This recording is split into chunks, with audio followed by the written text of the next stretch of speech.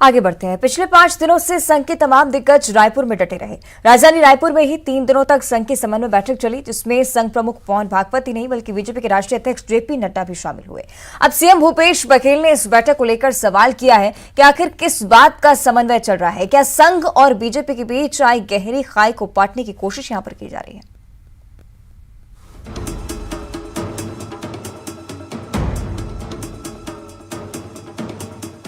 सूबे में चुनावी माहौल के बीच राजधानी रायपुर में 3 दिनों तक संघ की समन्वय बैठक चलती रही। खुद बीजेपी के राष्ट्रीय अध्यक्ष जेपी नड्डा संघ की बैठक में शामिल हुए। 3 दिनों तक चली संघ की समन्वय बैठक पर सीएम भूपेश बघेल ने सवाल किया है, क्या संघ और बीजेपी के बीच गहरी खाई हो गई है, जिसे पाटने के लिए बंद कमरे में बैठक हो रही है। समन्वय की जरूरत क्यों पड़ी? क्यों? इसके पहले जब आप गुजरात में मुख्यमंत्री बदलते हैं तो बिना समन्वय हो गया,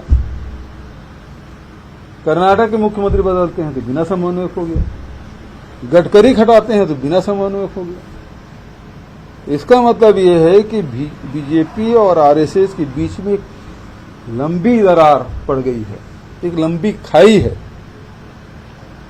जिसको पाटने के लिए रायपुर में अधिवेशन करना पड़ा, चुपचाप बंद कमरे में।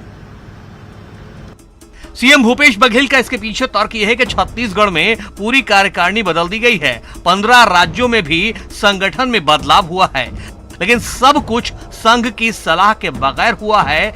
इसलिए अब गुपचुप तरीके से रायपुर में बीजेपी और संघ के बीच समन्वय बनाने की कोशिश की जा रही है। पूरा कार्यकारिणी बदल जाता है। हम लोग तो प्रदेश के देख रहे हैं,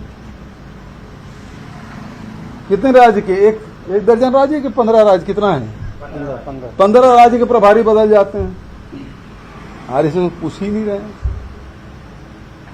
कि आरएसएस और बीजेपी के बीच एक लंबी खाई खींच गई है, जिस दरार को भरने की कोशिश की जा रही है। इसके बारे में कुछ बयान दे।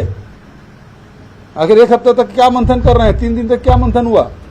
छत्तीसगढ़ की सियासी फिजाओं में सवाल है कि आखिर मोहन भागवत की अध्यक्षता और जेपी नड्डा की मौजूदगी में संघ किस रणनीति पर काम कर रहा है, कौन सा एजेंडा उसकी बैठकों का मुद्दा है। कहीं ये बैठक चुनावी तो नहीं, लेकिन बीजेपी इसे स्वीकार भी नहीं कर रही है और इनकार भी नहीं।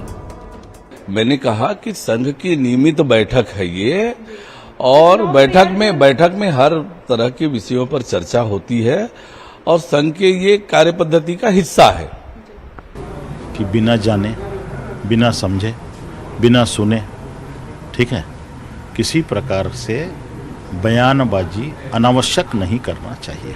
आरएसएस और भाजपा क्या है ये मुख्यमंत्री जी को मालूम ही नहीं है, और मुख्यमंत्री जी को आरएसएस को जानने के लिए संघ के शाखा में जाना पड़ेगा। तो कुछ दिन पहले संघ के शाखा में जाएं, उसके बाद आरएसएस को जानेंगे।